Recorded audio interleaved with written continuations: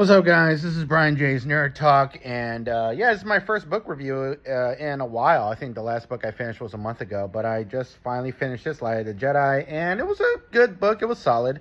I liked a lot of the characters. I liked the Jedi. The Jedi are very heroic. It's like very much Knights of the Round Table. They're saving people. They're protecting people. The Force is at an all-time high, all-time powerful.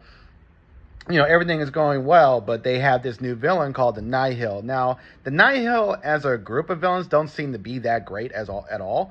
But the main villain, Marshawn Rowe, he's great. He's a very great villain. He's like really smart. He thinks like 10 steps ahead. He's very analytical. He's smart.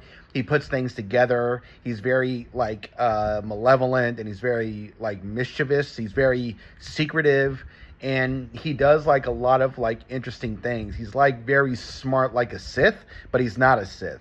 But that's just kind of my issue with the Nihil, is that as the villains, they're just not as good as the Sith. And I appreciate Lucasfilm and Disney trying to do something original, do something unique. Excuse me. I appreciate them trying to do something original and something unique in the High Republic era, which was like 500, takes place over the span of like 400 years. So it's like 500 BBY to 100 BBY. And then the High Republic finally ends like a good 60, 50 years before the events of the Phantom Menace. But it's entertaining. It's fine. I don't think the villains are that great. I do like the world that they created. I like this sense of camaraderie and this sense of connection and this support and this wonderful universe that's filled with protection and hope with the Jedi and the Republic and how organized they are. It feels like almost like a utopia. It's like after all the shit they went through in the Old Republic and the wars against the Sith and finally defeating the Sith, or they thought they defeated the Sith, and the Sith go into hiding for 1,000 years.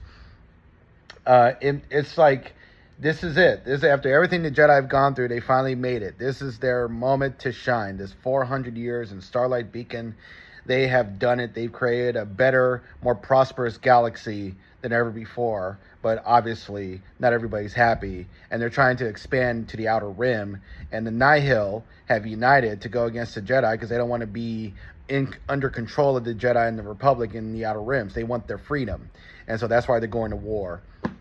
And Marshawn Rowe hates the Jedi because of something that happened in his past. But this was a solid debut. It's not great. It does too much cutting during the action scenes. There's a lot of scenes in so many different perspectives. It's like, I wish a chapter would just pick a perspective and stick to it. Brandon Sanderson had this issue with Wind and Truth. And he did it in a really great way because you got the sense that the Cosmere is finally starting to connect and combined onto each other with all the planets and stuff and everything being connected. So that made sense with him jumping with those point of views, like thematically and story-wise. This, to me, just felt kind of annoying half the time. It's like, I like this Avon Chris. I like this Jedi boyfriend that she has that's like a forbidden romance. I'm like, let's focus on them for a chapter instead of jumping between 5 or 6 different POVs in one chapter in an action scene, because most of the characters I just didn't really care about. I just didn't care. But overall, still, it's a good book. I would give it 3 out of 5 stars on Goodreads, and I guess 7 out of 10. I did like the prose. There was a lot of cool moments, but it wasn't a great Star Wars book. It was good enough. It was okay. It was fine. It was solid. It was solid, and it was entertaining. And I look forward to reading the sequels to this book, reading the conclusion that just came out recently over the summer, I think back in June, the final book to all of this. Trials of the Jedi. So yeah, this is Brian J's Nerd Talk, and this is my review of Star Wars High Republic Light of the Jedi book by Charles Soule. And this is Brian J's Nerd Talk. I'll talk to y'all later. Peace.